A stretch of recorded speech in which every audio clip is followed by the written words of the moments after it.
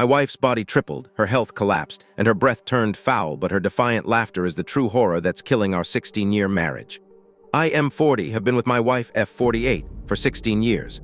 Over the past 6 years since we got married, she has been gaining a lot of weight, and her health is rapidly declining. In the last 2 years alone, she's gained upwards of 100 pounds. When I bring up the idea of us getting a handle on our health, she either gets angry, laughs, makes fun, or flat out tells me she isn't interested. I'm not sure if it's related to her weight, but she's developed a noticeable body odor and horrendous breath. It's gotten to the point where I can smell it from several feet away, even when we're out in public. When I bring up the odor or recommend / offer breath mints, she gets very angry and defensive. He tells me I'm too sensitive to scents, claiming I only notice and comment when people have poor hygiene. She argues that people are supposed to smell, that each person has a unique scent, and that it doesn't need to be masked with perfumes and deodorants.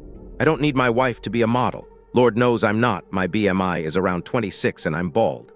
But I have a hard time looking at her from certain angles and being around the odor she accumulates. We almost never have sex because I find it incredibly difficult to bring myself to participate.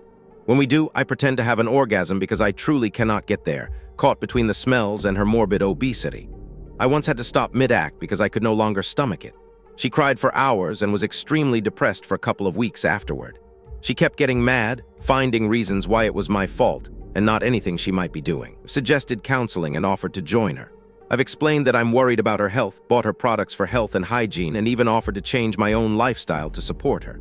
I've even tried telling her directly that I need her to make a change if our marriage is to work, but she hasn't budged on changing her habits.